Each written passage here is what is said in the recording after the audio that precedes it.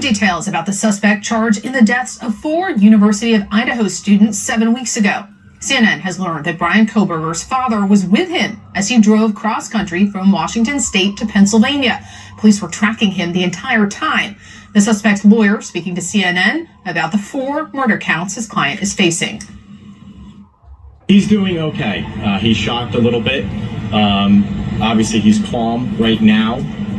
We don't really know much about the case. Now, your client is highly educated, very intelligent. He has to appreciate the seriousness of what is happening right now. Oh, absolutely. He is very intelligent.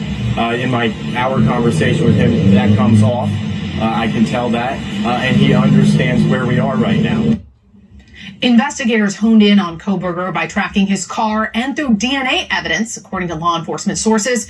CNN's Veronica Miracle has more on the relief that many are feeling in Idaho. There has been such a sense of relief in this community now that the suspect has been arrested. Of course, it doesn't change the fact that 4 gruesome murders took place in this seemingly safe town, in this rural college community. But now that there has been an arrest, we have heard from people who just feel such relief. In fact, one business owner came by here to the Moscow Police Department to drop off a gift. He was so grateful. He says this community, of course, has been impacted emotionally. Everyone has been on edge for the last 7 weeks. But it's also impacted the economy. He's a business owner and his employees are students, as are most of the businesses in this town. There's other businesses who've been impacted where students have left because they just don't feel safe being in this city, and so they've been studying virtually. And so now so many people are hoping that this community comes back together when students come back to class in the next couple of weeks. In terms of the Moscow Police Department, there's been a lot of criticism over the last 7 weeks because they did not release hardly any information. And every time we would ask why that was, they said they wanted to protect the integrity of the investigation. There were no leaks from this small department, and they kept all of their information close. They say that they are glad that they did that. The police chief saying he wouldn't change a thing, and in fact, he is receiving apologies now. Here's what he had to say. A few of them have sent me emails, some apologizing. We're a pretty humble group here, and we know that people are going to be watching what we're doing, and some of that is criticism, and we have a job to do. We continue to do it, and it does feel good to, we held everything close for a long time, and we did it for the reason that we've stated, and I think the end result here proves to a lot of people that maybe it was exactly done right.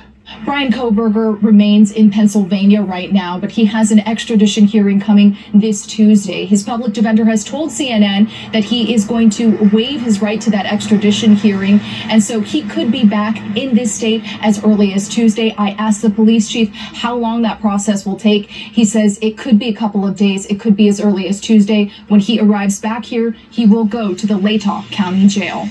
Veronica Miracle, CNN, Moscow, Idaho. Former FBI special agent. All right, Mary Ellen, we learned that the suspect traveled with his father cross-country from Washington State, the Washington State-Idaho border, to Pennsylvania after the crime happened. So hearing that, what's the first question that you have here? Well, obviously the first question is, did the father know anything? And at this point, we don't know. The father certainly could be in a position where he just wanted to help his son travel 2,500 miles. Thought it would be easier to have company in the car and know nothing about what happened. So that still remains to be seen. What, if anything, the dad knew?